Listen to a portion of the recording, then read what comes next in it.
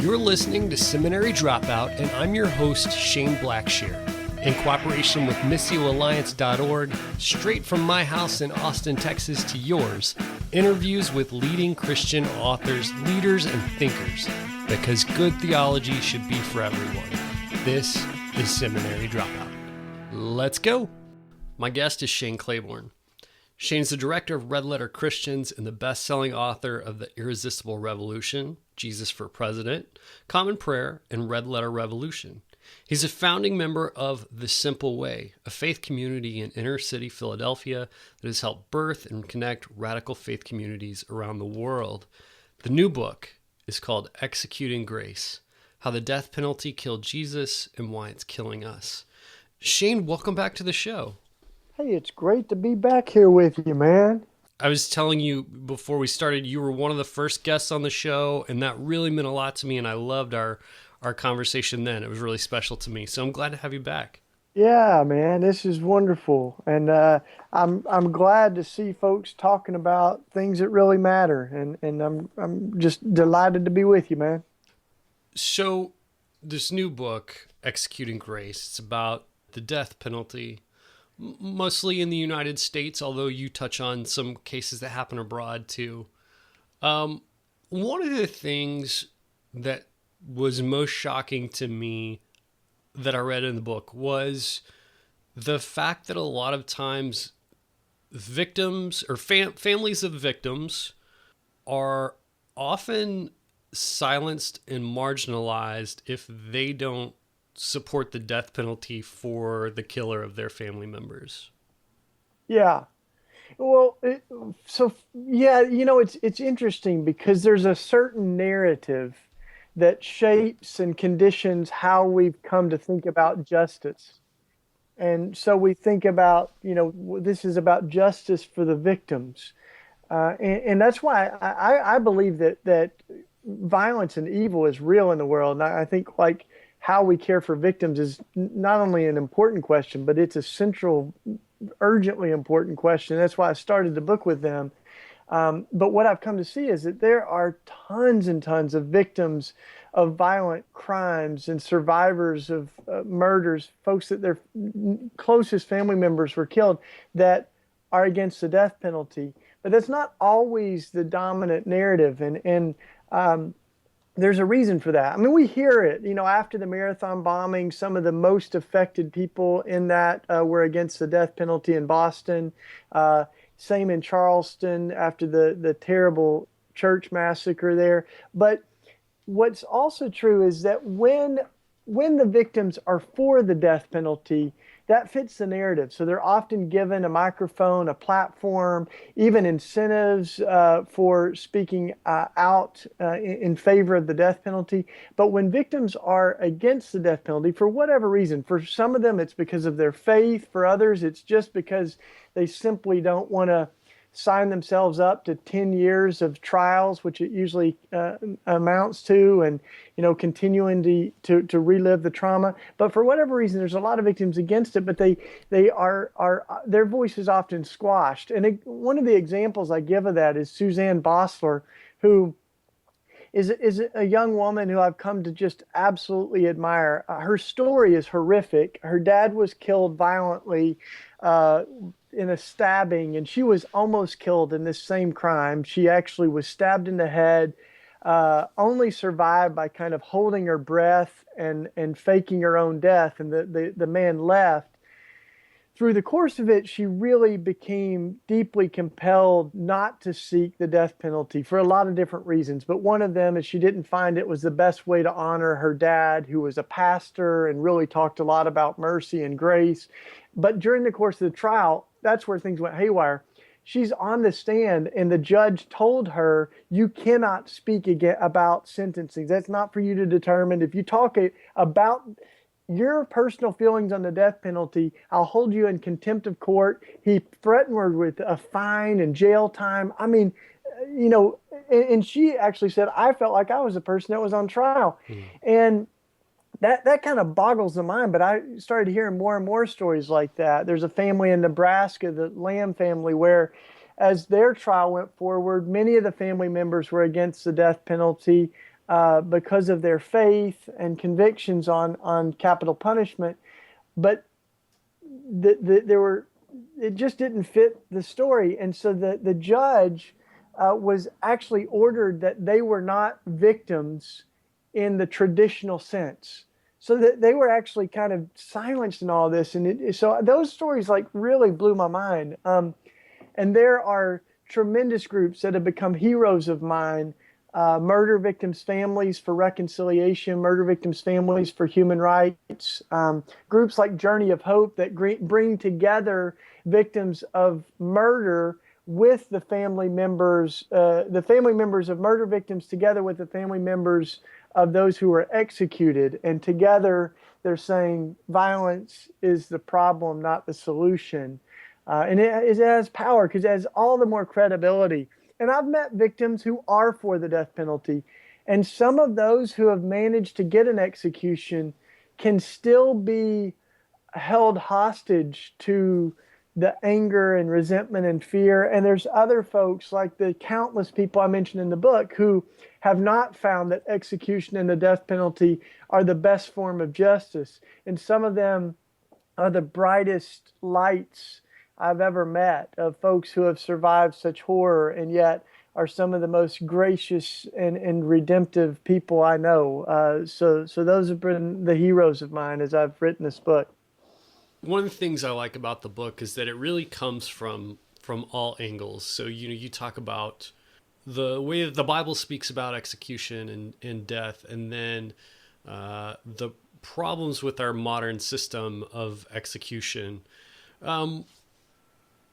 I wonder if for a minute I want to talk about the biblical aspects of execution and theology and all that stuff. But before that, I just want to talk about our process. And if we, if we suspended the other aspects, the ideological concerns, the theological concerns, if we took a not never stance about execution, I think that what we would want is for really the system would have to be flawless, meaning we'd have to be sure that people were guilty. We would have to be sure that the system was fair and equitable, right?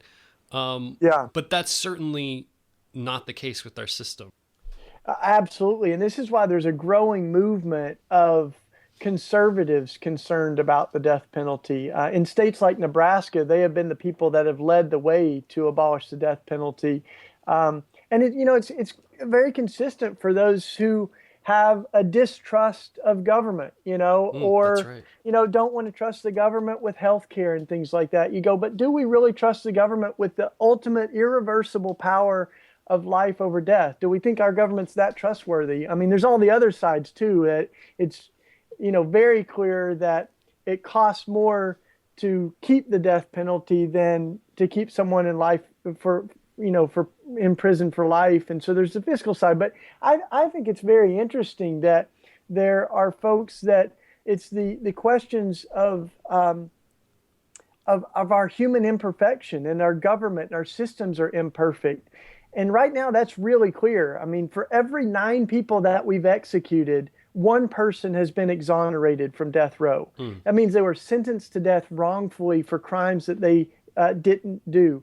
And I mean, that alone, you think like, man, if for every 10 planes that were taken off, if one crashed, we'd be like, all right, we got to ground the planes a little while, Yeah. But 156 people that we now know, and those are the only ones that have been able to prove, their innocence in 26 different states. Collectively like 1,800 years of life that was taken from them. And so the issue of innocence is a big one. There's a lot of folks that believe in the death penalty in principle, but not in practice, And then there's the racial concerns, racial bias, which is something I talk about in the book, that is increasingly clear that the racial biases in the death penalty system are so apparent, as we can see now. One of the biggest determinants for who actually gets executed is race, the race of the victim and the race of the defendant. When the victim is white, and the defendant is black or a person of color, that often ends up being an equation that ends in an execution. Even the zip code a crime is committed in. We know that like 15 counties are now responsible for the overwhelming majority of death penalty cases. And so you're looking at that and you're going, man, I'm not sure that a zip code should determine whether you live or die. You've got folks like Dwayne Buck, a case down there in Texas where his guilt is not in question, but when it came to his sentencing, in Texas, one of the things that's argued is future dangerousness. And in Dwayne Buck's trial, there was evidence that was admitted by the court that said black people are more likely to be violent than white people. I mean, this was actually evidence that was put into his trial and sentencing, and he was convicted to death, and now his case is before the Supreme Court. You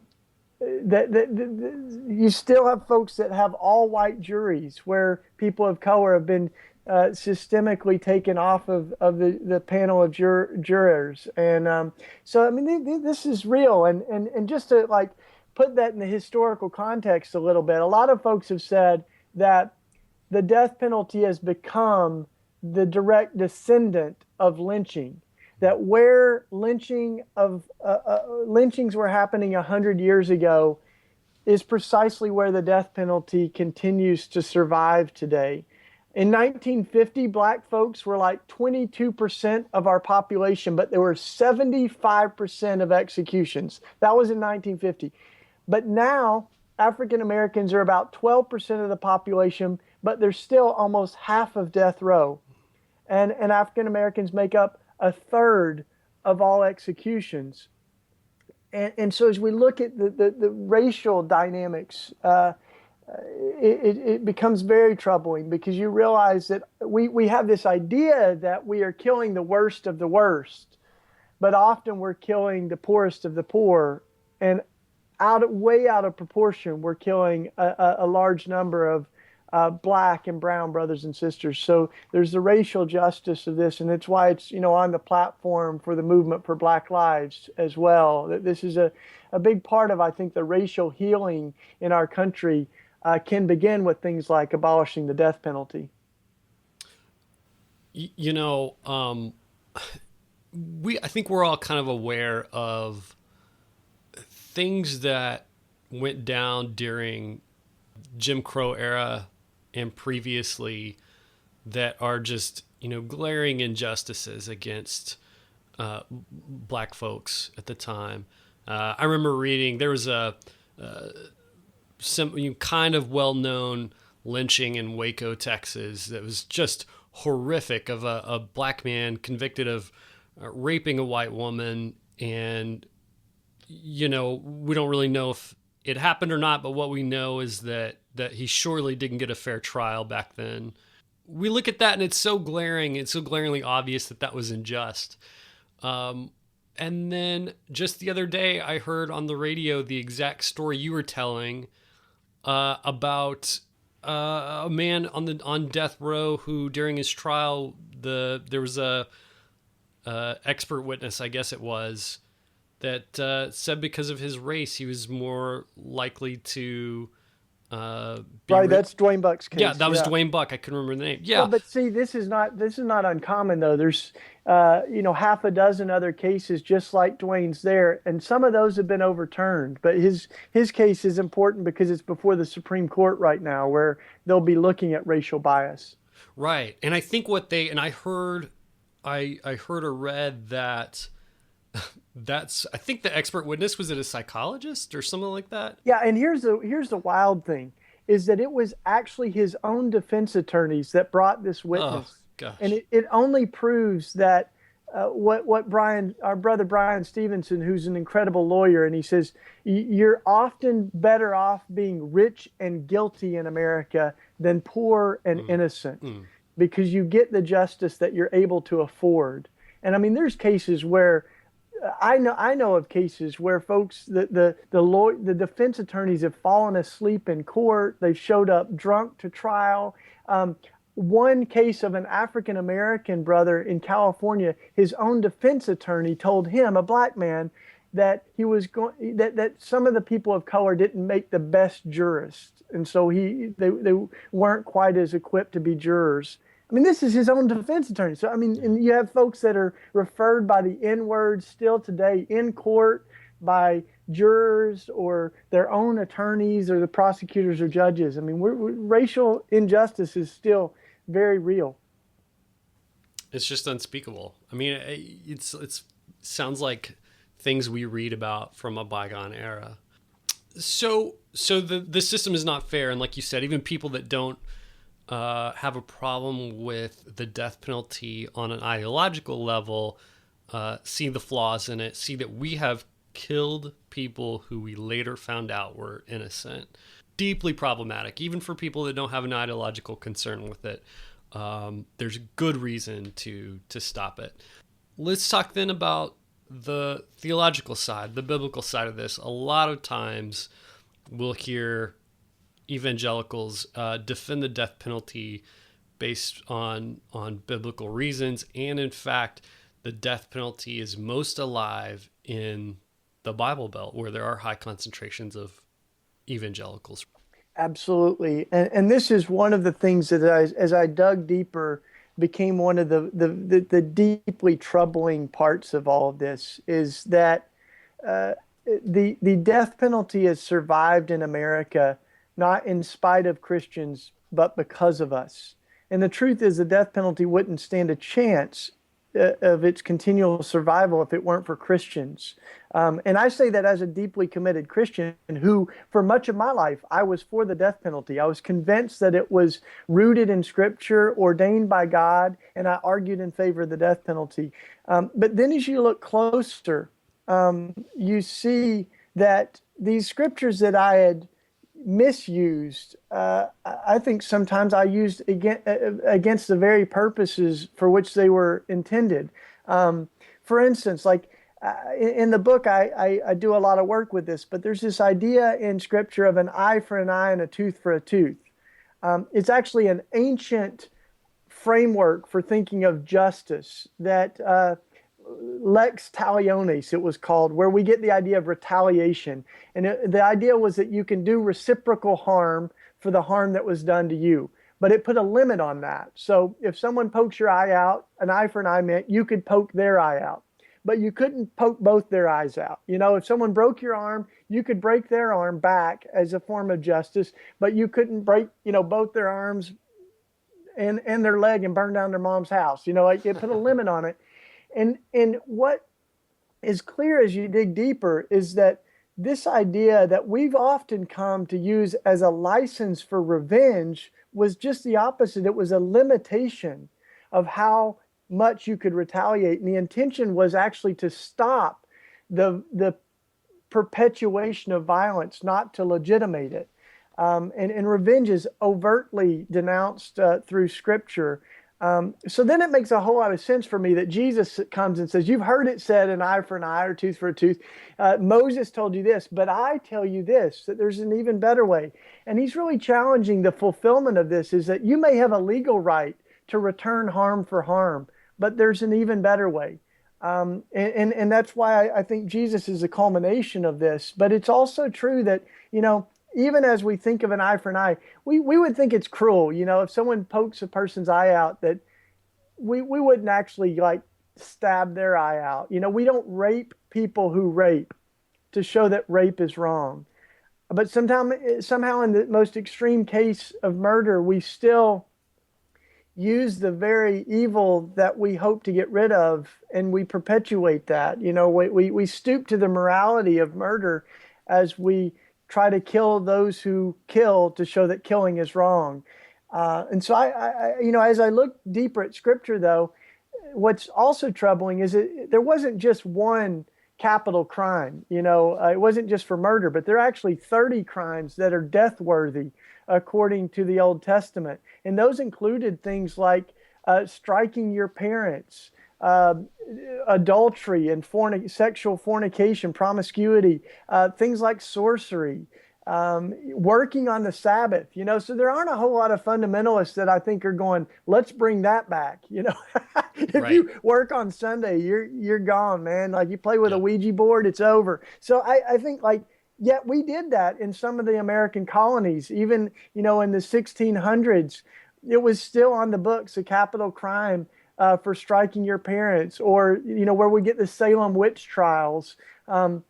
But now we only have it for murder. But I think like what we can look at is that there's this sort of evolution of decency that and also as we begin to think of the fulfillment of this ancient law. But then you look all through Scripture, and we got a big problem if we think that murderers are beyond redemption, because one of them was none other than Moses. One of the first murderers in the Bible in Exodus. He kills a man and buries him in the sand. David, who committed a terrible affair with Bathsheba, raped her, had her husband killed to cover up what he had done. So David, Moses, Saul of Tarsus, these were murderers, and yet grace gets the last word. So if we believe that a murder is beyond redemption, we could rip out half the Bible. It'd be a lot shorter without grace. So I think it's so important for those of us who are Christians to ask the question, is anybody beyond redemption? And that's what is also at stake in all of this, is our fundamental belief in redemption and grace and second chances. And there's a lot of stories that I tell in the book, about that. But I think that it's deeply troubling to me that 85% of the executions are happening in the Bible Belt. As my brother says, the Bible Belt has become the death belt. And that's true this year. Almost all of the executions are happening in Texas and Georgia, in 2 states. And those states are very concentrated with Christians. So I think we're seeing that change. More and more millennial Christians, like 80% of millennial Christians born after 1980, are against the death penalty. And it's because they can't reconcile it with Jesus and with their faith. But we need courage, and we need to challenge Christian leaders, authors, pastors, musicians to really take a stand on this, because it is a very core, fundamental spiritual issue. It's a pro-life issue, as we think about what it means to the sanctity of all life, that this isn't, abortion's not the only pro-life issue. I think the death penalty and gun violence and these other things are as well. So that's why, I'm thankful for the Pope and Mother Teresa, Martin Luther King, so many other leaders that out of their faith, they have come to be compelled to denounce the death penalty, which Martin Luther King said, the death penalty is society's final assertion that it will not forgive. And for those of us that are Christians, we believe in forgiveness, and we believe in grace. Well, I think it was, for me personally, that conviction about abortion is what led to my beliefs on execution. And I don't find that radical in any way, as in the same way that being against abortion I don't find radical either. It seems just to me being consistent with who Jesus was. Yeah, and that's exactly right. And you see, Jesus, it's Dale Resinella, who's a great scholar on this. He says, any pro-death Christian has the nagging problem of Jesus to deal with.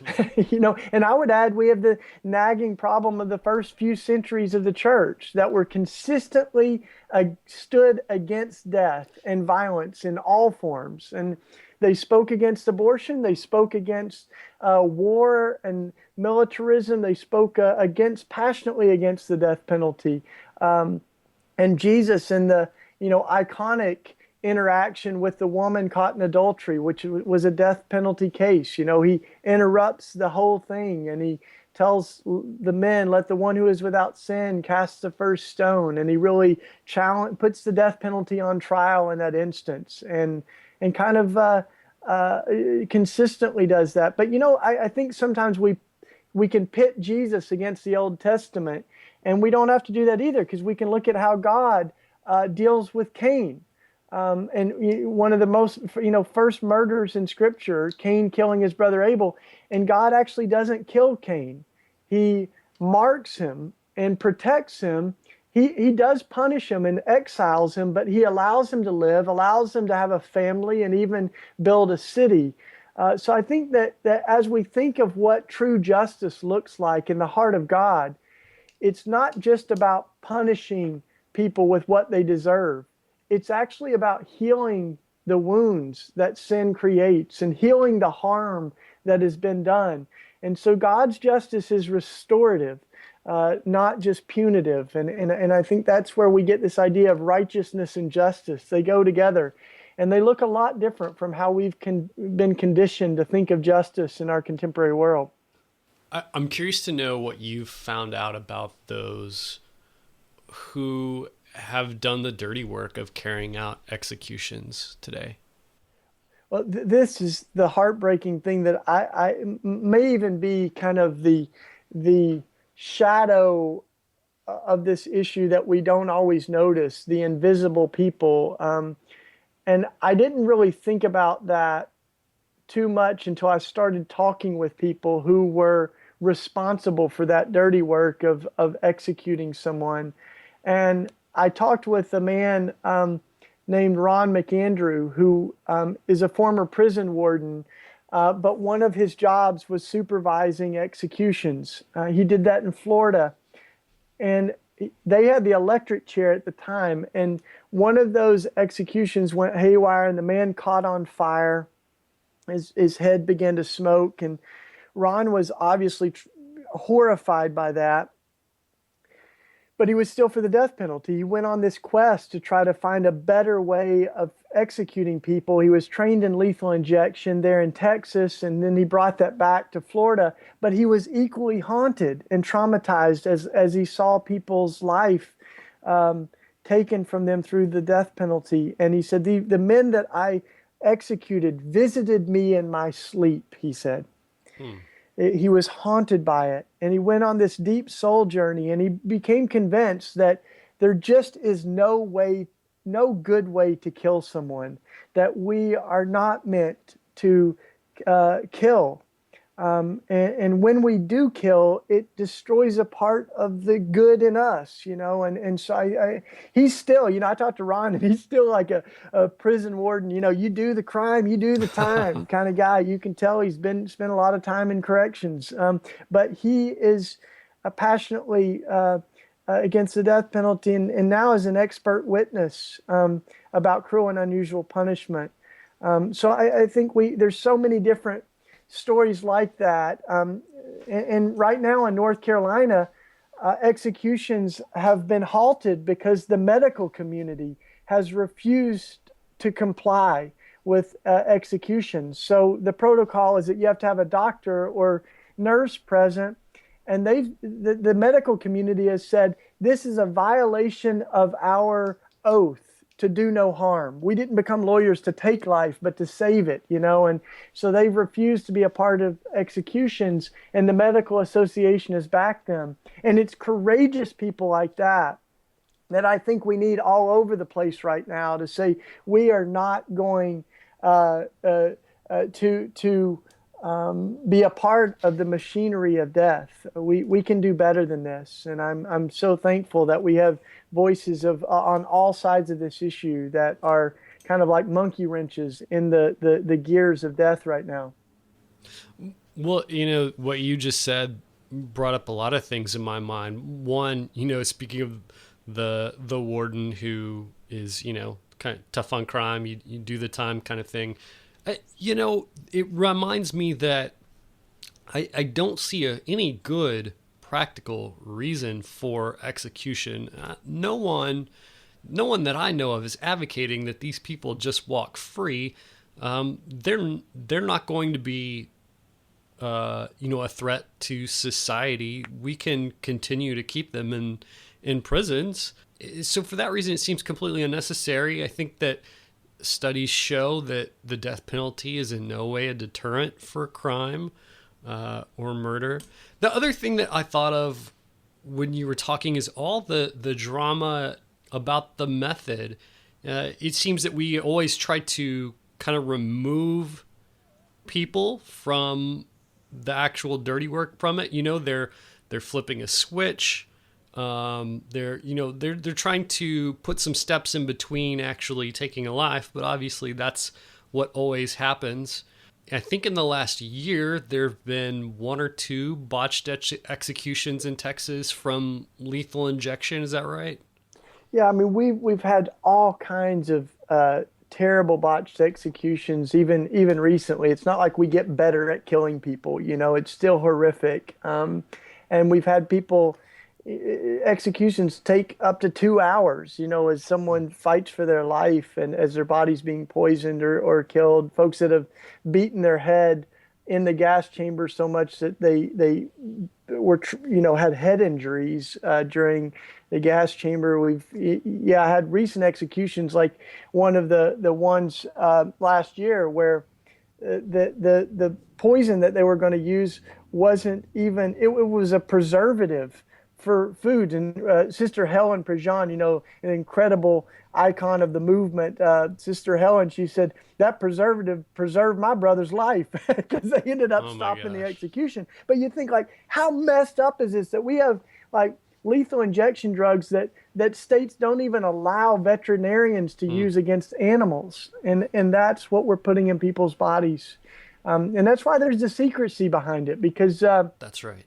That these pharmaceutical companies, they don't want to be known for creating poison that destroys life. I mean, these are companies that are trying to protect their image and brand as medical and preserving life. And so there's all kinds of stories of what that's looked like. I mean, basically, we have states that are essentially dealing illegal drugs.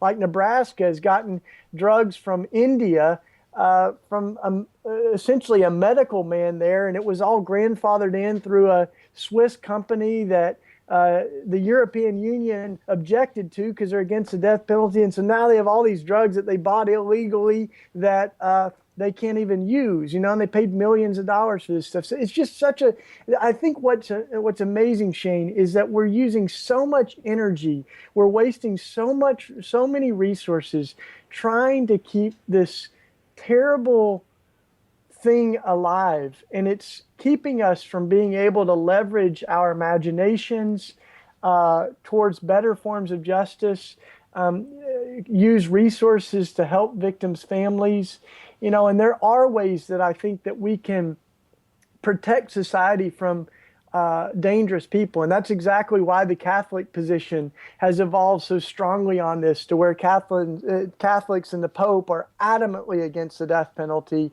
And it's because we have an industrialized society, much better ways to protect society from dangerous people than by killing them.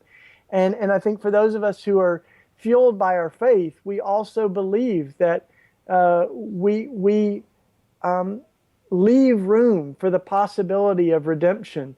And some denominations, their statement against the death penalty says exactly that. When we end someone's life, we rob them of the possibility of what God's grace might do in them to transform them into a new person. I just find it so telling that they're in a society who, by and large, we've said this is something we want to permit, yet everybody wants their hands clean from the actual act of it. Like you talked about the drug companies and, again, how we just try to separate ourselves from the actual taking the life part of it. It seems so telling. Yeah. We actually try to sanitize it. We make it look like a hospital room. We make it a ritual. That's that right. Almost seems like some kind of primitive sacrifice, but it goes all the way back, I think, to Herod washing his hands as he condemned Jesus to die, Pilate washing his hands, like no one wants to be a part of this. I think deep down inside of us, something feels conflicted. And that's why we have so many layers of insulation. So you have a jury that convicts someone and sentences them to die. And I had a juror that said, I did not realize when I was doing that, the horror that I would live with as I made a decision to end someone's life. You have judges that are a part of that, folks that are parole boards and governors that sign warrants. But there's all these different layers so that we have a system that kills, but no one feels like they are a killer, or no one wants to. And I think we've got to really name the fact that what we are doing is killing people. Literally on the death certificate, it says homicide. What this is a legal state-sanctioned homicide that those of us who are paying taxes and are complicit on this, like, we continue to allow murder to happen. And I think that this is where being anti-death penalty doesn't mean we're anti-victim. I think we've got to identify with all of the victims of violence. But we can also look at a recent execution there in Texas where I think his name was Adam in March, Adam Ward, that was killed. And as he died, his last words were, he said, "I want to ask forgiveness of everybody that I've hurt, and I want to extend forgiveness for those who are getting ready to kill me." And I mean, what an amazing thing to think like, geez, what we are doing is stooping to the very morality that we don't want our kids to embrace, and teaching that killing is wrong by killing is like trying to teach that rape is wrong by raping. And I think we can do better, and we have to. Well, one of the things I appreciated so much about the book is that it is chock full of real stories of real victims' families, those who are on death row, the families of those who are on death row. It is so, you put so much flesh and blood to an issue. And one of my favorite stories was about that I knew, kind of the highlights of, but not the details, was the story about the Amish community in Pennsylvania, that after a shooter had come into their one-room schoolhouse and killed a bunch of their children, that Amish community reached out to the perpetrator's family and forgave them and gave them grace and really just became Jesus to them. That, to me, is such a better story than killing those, to show that killing is wrong. Yeah, and that story has the capacity to heal the world. The whole world was watching as the Amish community responded. And I've gotten to know Terry Roberts over the years. She's one of the folks that I write about in the book, and she was the mother of Charlie Roberts, who was responsible for the shooting, and then he took his own life. And the Amish families just embraced the family of the Roberts family. And Terry talks about the power of seeing this Amish father holding her own husband as they wept together over the death of their kids. And the Amish families, they went to the funeral of Charlie Roberts to be with him. They created a scholarship fund for the kids of the man who was responsible for taking the lives of their own. And that grace, it just fascinated the world. And now it's interesting because the story continues to unfold. And one of the things that Terry Roberts has found healing from this is she regularly goes and visits Rosanna, one of the little girls who survived the shooting. But her life is very different now, and her physical body is limited. And Terry goes and visits her, and they spend time together, and they sing, and they laugh, and they read stories. And over the years, that's been a part of her healing. And she's confronted every time she looks into the eyes of Rosanna, she knows the horror that her son was responsible for. But grace gets the last word, and that the end of the story of the Amish school shooting is not just a bunch of girls who died and a madman, gunman who took his own life. Like, the end of the story is actually grace, and it's healing, and it's a hope that we can end the trauma of violence everywhere. So it's one of those beautiful stories, and I think we need more of those. Shane, thanks for telling all these stories and really bringing a message to us that we really need. I really, really hope that we see the end of the death penalty. Shane, thanks for being on the show and talking with me. Absolutely, man. Thanks for having me. We'll do it again sometime.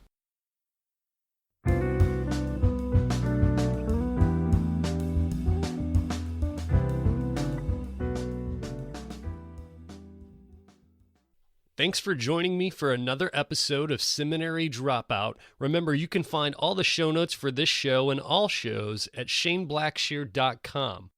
Oh, and hey, have you ever thought about starting your very own podcast?